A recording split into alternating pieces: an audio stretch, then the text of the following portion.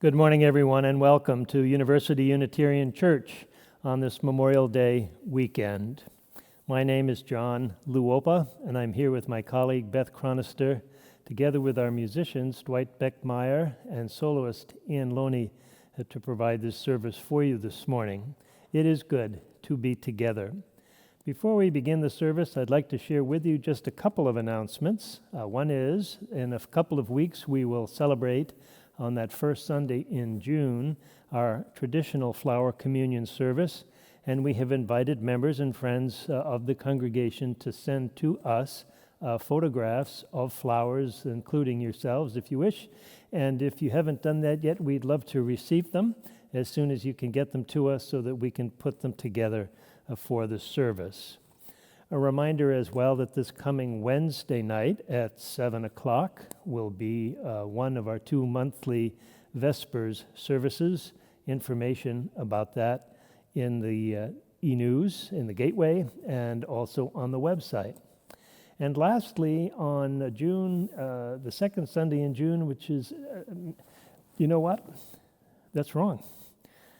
Next Sunday, May 31st, after the service, there will be a budget hearing in advance of the annual meeting, and we encourage you to attend that if you can, and to see what kinds of things we are proposing for the next church year, and to help us think through our budgeting challenges in these difficult days. Let us begin our service this morning.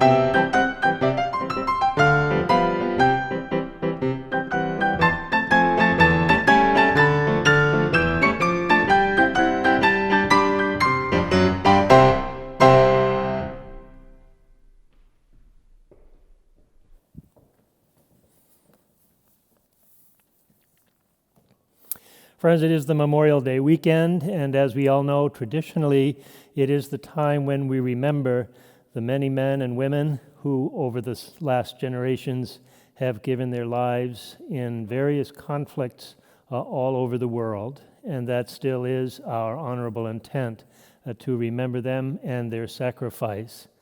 Living in the difficult times, however, in which we also now live in the pandemic, we are mindful, too, of the nearly 100,000 Americans who have died as a result of the coronavirus, in addition to many hundreds of thousands of people all over the world.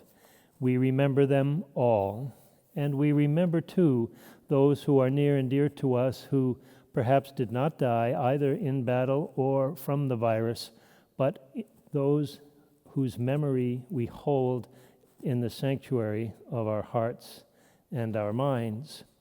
So the call to worship this morning was written by Kathleen McTeague, who for many years was a beloved colleague in Connecticut before she left and I left. She now heads the College for Social Justice of the Unitarian Universalist Service Committee. And this is what she wrote. In the struggles we choose for ourselves, in the ways we move forward in our lives and bring our world forward with us, it is right to remember the names of those who gave us strength in this choice of living. It is right to name the power of hard lives well lived. We share a history with those lives. We belong to the same motion.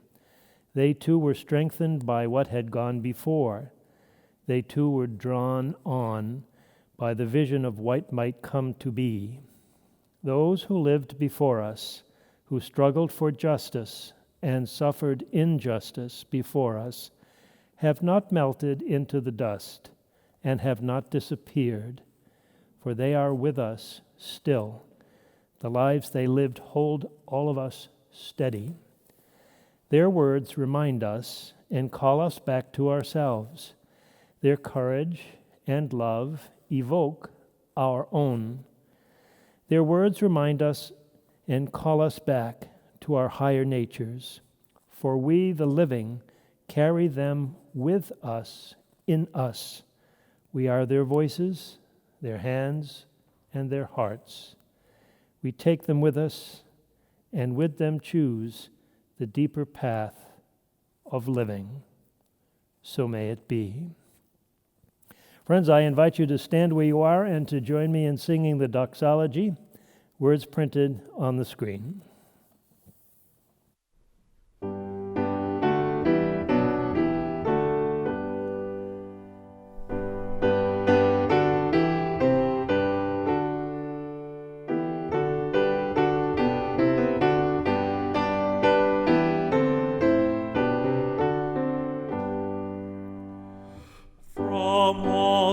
Dwell below the skies, let songs of hope and faith arise.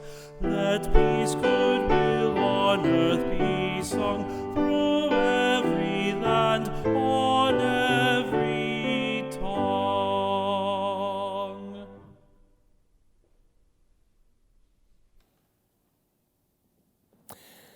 And please remain standing as we sing our opening hymn, number 89 in the gray hymnal, Come My Way, My Truth, My Life, words here again on the screen.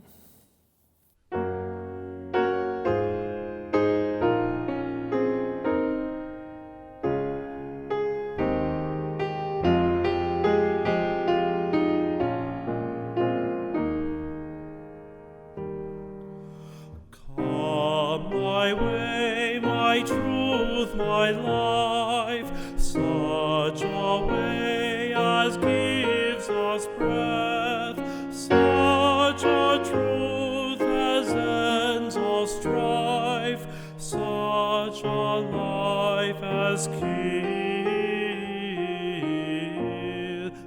death.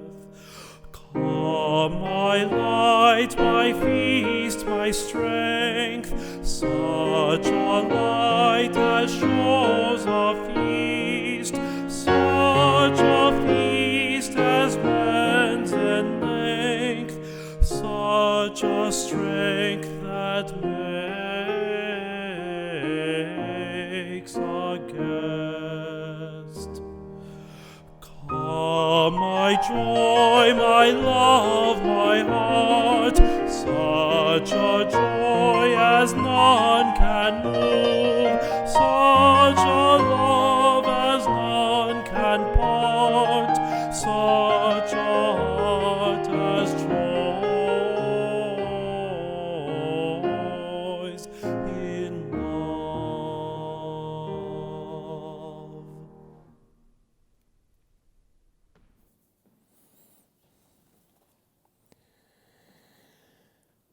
Friends, I invite you to join me in saying the words here on the screen as we have our morning offering, words that we say every Sunday and have said for many, many decades here in this church. This church is a community of ourselves. Its energy and resources are our energy and resources. Its wealth is what we share. When we contribute to the life of this community, we affirm our lives within it.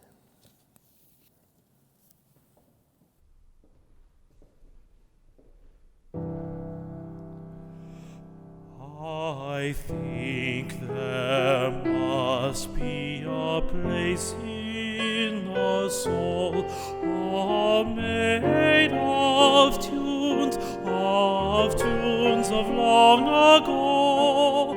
I hear the organ on the main street corner, and seraphim gospels.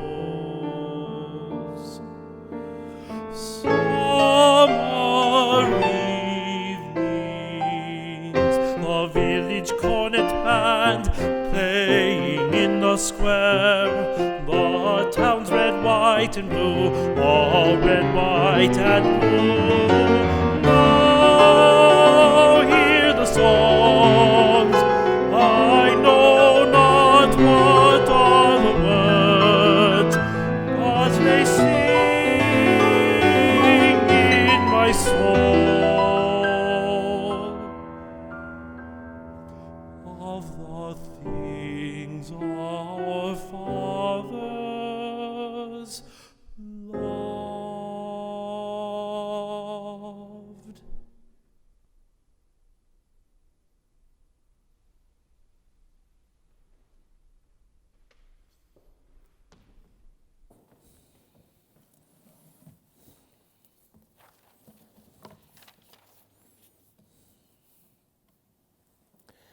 I invite you now to join me in a spirit of prayer and meditation as we take a moment to quiet and center ourselves, seeking that which renews us as persons and as a people.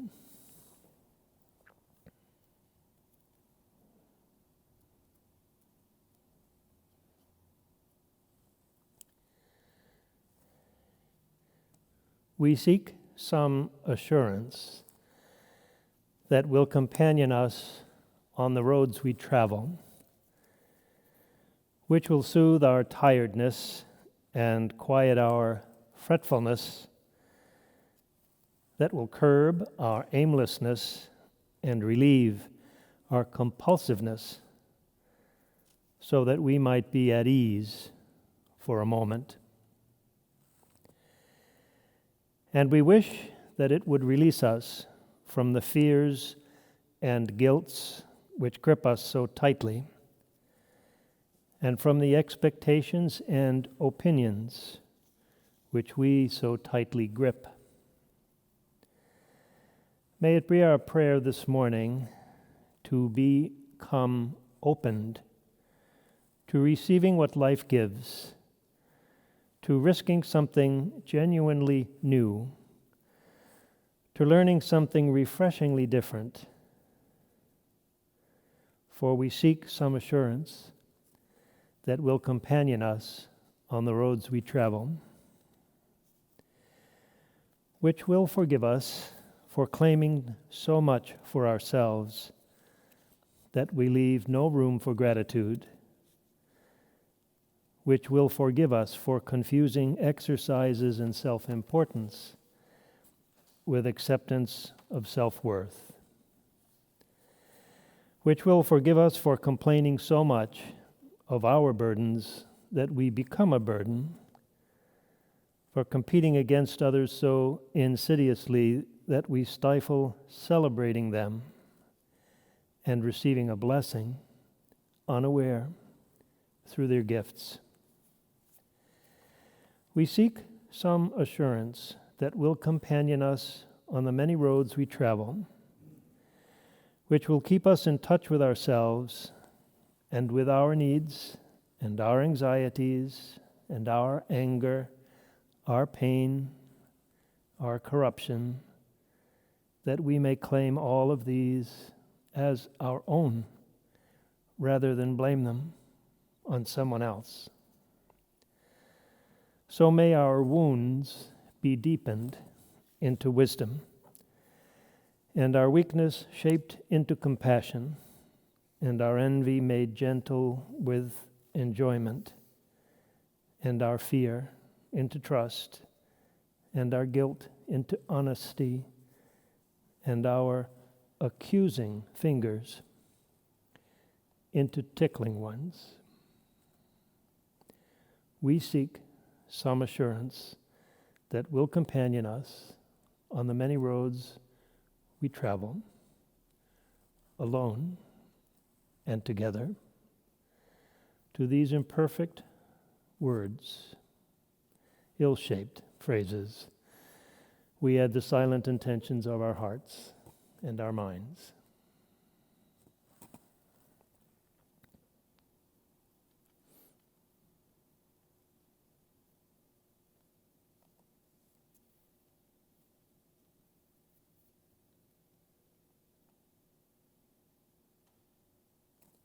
So may it be. Amen.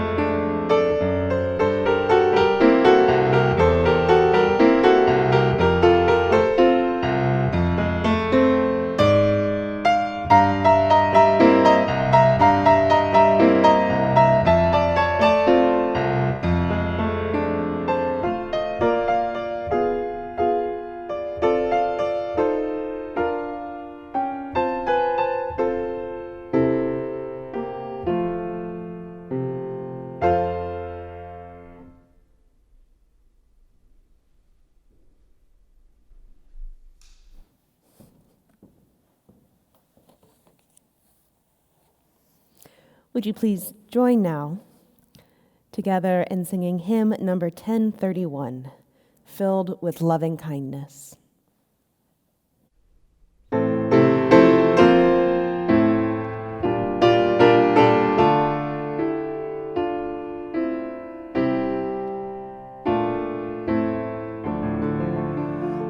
May I be filled with loving kindness. May I be well. May I be filled with loving kindness. May I be well. May I be peaceful and at ease. May I be whole. May we be filled with loving kindness. May you be well. May you be filled with loving kindness. May you be well. May you be peaceful and at ease. May you be whole. May we be filled with loving kindness.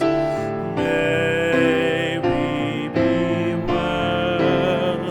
May we be filled with loving kindness. May we be well. May we be peaceful and at ease. May we be whole.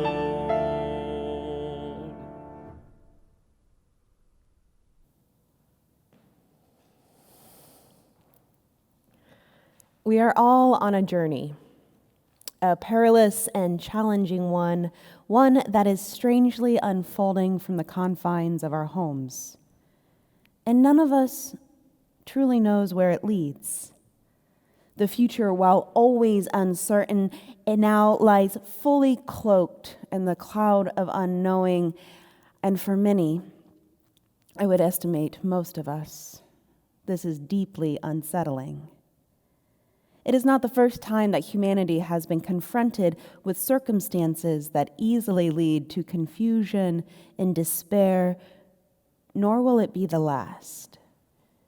And while it's possible to remember that even through the most difficult and traumatic of times, people and cultures have survived, this doesn't bring much solace or perspective within the daily ups and downs, the all too relatable reactivity, and the grief and overwhelm inherent to our situation.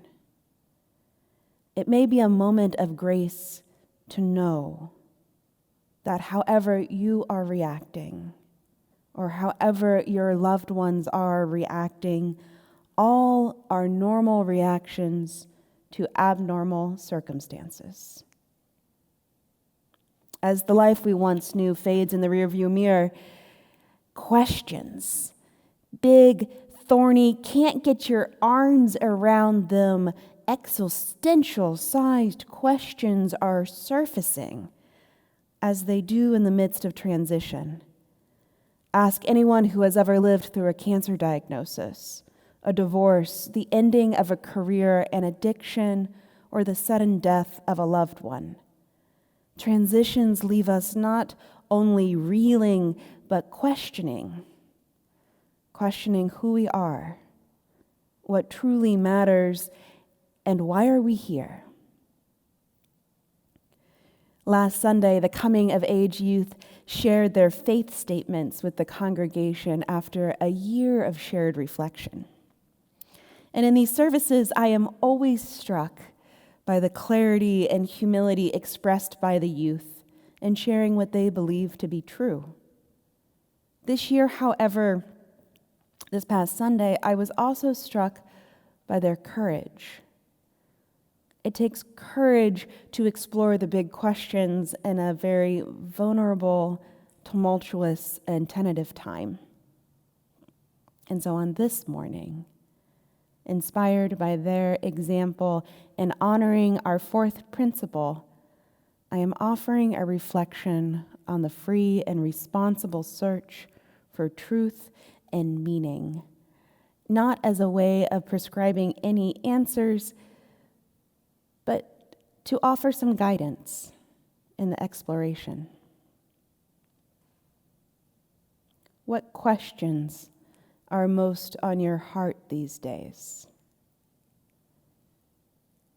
Maybe they are familiar ones you have asked for years, or maybe they are arising specifically out of your current context. Perhaps your work has ended or shifted dramatically, and you are asking questions about purpose as well as about survival. So often in our society, workplaces have become the main source of structure and meaning, and this can be to our own detriment. We miss investigating the questions about being by overemphasizing doing in this productivity and profit-obsessed culture. As one of your ministers, I find myself asking often these days, how do we be a community when so many of our ways of doing community are no longer available? How am I called to be with you, my congregation, at this time? And what will guide me, remind me of my purposes on days both good and hard? Possibly in the stripping away of what constituted your life pre-COVID-19, you might be asking, what truly matters? What rises to the level of importance that you would declare it essential? What relationships? What practices? What commitments to yourself or to others? We know that the impacts of this pandemic are not equally distributed, and that we are being asked to change our social and public behaviors on behalf of the whole. And so you might be asking, what do you owe the larger community? What do you owe those who are most impacted? And how might you live in ways that mitigate harm? I imagine a number of you are in a level of survival mode right now, asking only, how will I get through this day, this hour? How will I forgive myself for being the less than perfect parent or partner and make peace with my less than perfect family members? How will I continue to be brave for them in this uncertainty? And how do I retain some sense of self when never alone or always alone? Or you might be one of those who are going out full out theological and wondering, does this suffering have meaning? What do I ultimately trust? Is it possible to say yes to life in spite of it all? As a faith, we're known more by our questions than our answers. And maybe that's a blessing, though it doesn't necessarily always feel like a comfort. Hard questions can turn life inward and upside down, destabilizing what we thought we knew to be true. And the answers we find along the way are rarely easy in what they ask for in return. Rainier Marie Rilke advised in his letters to a young poet, be patient towards all that is unsolved in your heart, and try to love the questions themselves. like locked rooms and like books that are now written in a very foreign tongue. Do not seek the answers, which cannot be given because you would not be able to live them. And the point is to live everything. Live the questions now. Perhaps you will then gradually, without noticing it, live along some distant day into the answer. How do we live the questions now? To begin with, I have some common pitfalls to share that I would caution against. In living the questions now, don't expect perfection or finding some final product that will serve you for your whole life. Following my first year in theology school, I set myself the goal of figuring out my theology by the end of summer. And this was a little naive, however earnest. I was uncomfortable in the not knowing and in the questioning, as it seemed like my peers had a much greater sense of what it was that they believed. And I did not know yet that a belief system was something that emerged, was understood, pursued, and challenged over a lifetime of experiences and interactions. Not something I could figure out in a few months and hang up on my wall in perpetuity. Nor did I yet fully understand that any attempt to contain or define the big questions of life, death, God, and meaning were foiled from the start. There are no words that are big enough to contain such mysteries, and any attempts to do so can easily lead to righteousness and worshiping false idols. You must love the questions for themselves, not only for the answers you so desperately want. Another common pitfall is to avoid listening to yourself, to believe that what you seek is not to be found within. However, I would also caution against being ignorant to what lies beyond you. It is said that Buddha's parting words to his disciples were, "Be lamps unto yourselves. Be your own confidence. Hold to the truth within yourselves as the only truth." And yet he too listened to the world unceasingly. He too listened. As a young boy, Siddhartha was raised as a prince, protected by the palace walls. It was when he first witnessed illness, death, and suffering as a young man that he felt himself compelled toward the spiritual life. Siddhartha sought freedom from suffering by engaging in ascetic practice, which actually brought him more weakness and more suffering. It was in a moment of extreme self-mortification that he recalled the first time he had sat in meditation as a child, sitting in the shade of a rose apple tree. He remembered the refreshing ease and clarity of that moment, and then decided to seek a middle path, to cultivate a more gentle practice of mindfulness, one that ultimately changed the world and has reduced suffering for many millennia now. It was the pain of the world that discomforted, called, and taught the Buddha on his path to enlightenment. And it was a sweet memory of his childhood that allowed him to fully awaken, a memory of being gently mindful to the budding tree in the present moment, mindful to what was within him.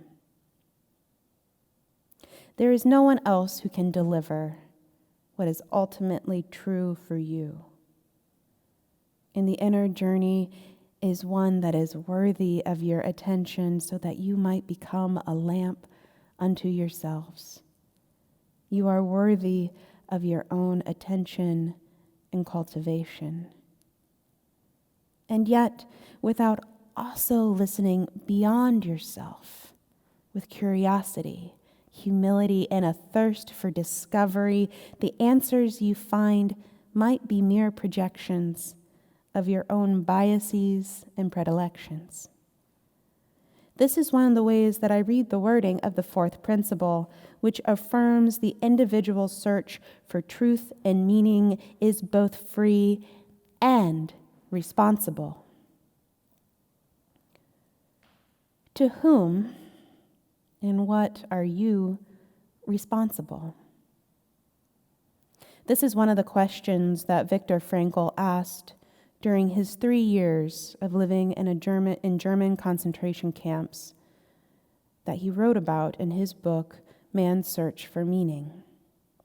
This question of responsibility was one he returned to again and again through starvation, illness, and brutality. It is one of the questions that kept him alive. He quotes Nietzsche often in this memoir, repeating that those who have a why to live can bear with almost any how. Frankl's why was his responsibility to his family, even though he did not know whether they were dead or alive. He chose also to be responsible to his relationships within the camp, tending to those who were sick and finding both humor and hope when possible. And he was responsible to his creative urge. He was responsible for recreating a draft of a book that had been taken from him upon his forced entry into the camps. He writes, "It did not really matter what we expected from life, but rather what life expected from us. We needed to stop asking about the meaning of life and instead to think about ourselves as those who were being questioned by life, daily and hourly. Our answer must consist not in talk and meditation, but in right action and right conduct. Life ultimately means taking the responsibility to find the right answers to its problems and to fulfill the tasks which it constantly sets for each individual." Despite living in a circumstance in which he had almost no control over his daily life, bread, the fate of his loved ones, and his own body, he found strength in choosing his responses to what and who was in front of him, hour by hour, situation by situation. He found meaning in spite of the rampant suffering of the camps, and even because of that suffering, which he chose to view as sacrifice. He writes, "Everything can be taken from a man but one thing, the last of the human freedoms, to choose one's attitude in any given set of circumstances, to choose one's own way." It's astonishing, really, that he still felt he had choice, and within that found freedom. Humbling, too, reading his words this last week after I have been grumbling about my own frustrations over what I don't control and have lost. And this isn't to diminish my own or anyone's experience or hardship. What we are in right now is deeply challenging. However, there is perspective and seeds for resilience to be found in the stories and wisdom of those who, in the words of Audre Lorde, were never meant to survive. But how does one uncover their purpose? How does one discover to what or to whom they are responsible? Much like for the Buddha, stories from our past can illuminate our present and clarify our future. So I ask you, what themes, what threads run through your life that tell you what you value and why you are? Beneath all the expectations, disappointments, hurts, and accolades, who are you? Who have you been? Who are you becoming? The inner journey is large part excavation, uncovering little nuggets of truth as well as memories of pain that have been with you for many years, maybe a lifetime. William Safford describes it this way in his poem, The Way It Is. There's a thread you follow.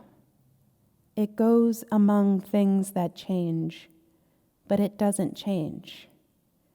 People wonder about what you are pursuing. You have to explain about the thread. It's hard for others to see, but while you hold it, you can't get lost. Tragedies happen. People get hurt or die, and you suffer and get old. Nothing you do can stop time's unfolding. You don't ever let go of the thread. This last week, after 10 weeks of uninterrupted togetherness, my partner and I were about to buy one another a one-way ticket to Mars.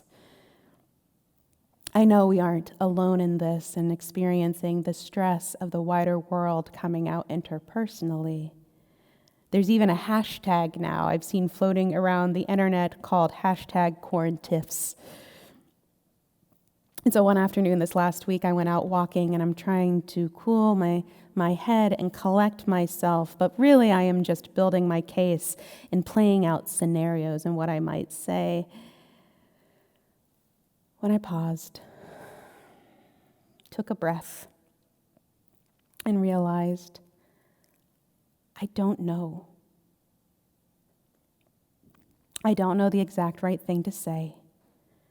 I don't know how to avoid or fix the inherent difficulties of sheltering in place. I don't know. But I do know that I have a responsibility to both my partner and myself to be compassionate and to be grounded in my own being. Two threads that run deep in my story and that brought me back on that day. Not to answers. I still didn't know. But in that moment, I had clarity about who I was going to choose to be, and in that, I found freedom. I close with this quote by Thomas Merton. You do not need to know precisely what is happening or exactly where it is all going. What you need is to recognize the possibilities and challenges offered by the present moment and to embrace them with courage, faith, and hope.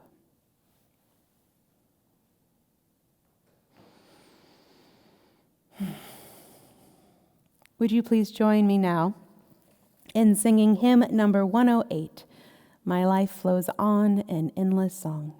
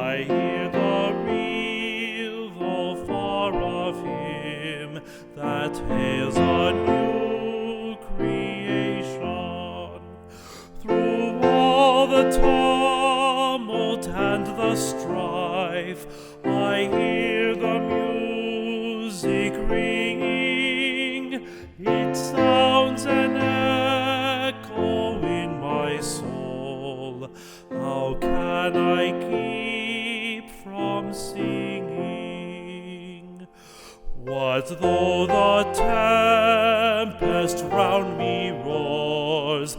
I know the truth it liveth.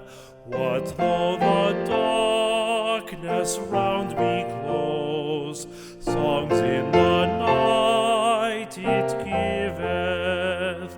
No storm can shake my inmost calm.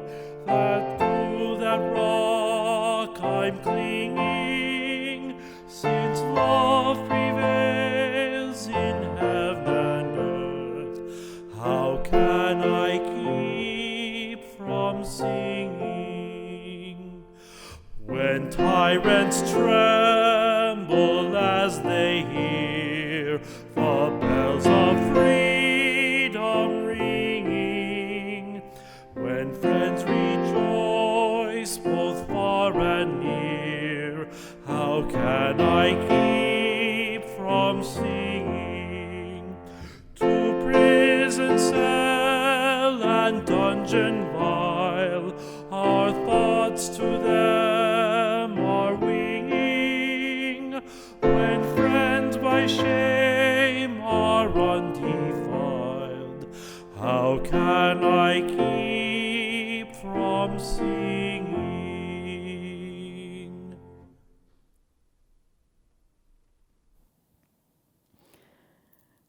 That hymn has become one of the most important touchstones in song for me over these past almost 4 years since the election. And on this morning, I can almost feel us singing it together.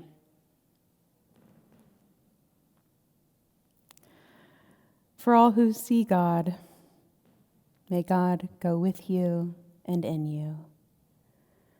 For all who embrace life, may life return your affection. And for those who seek a right path, may a path be found and the courage to take it step by step.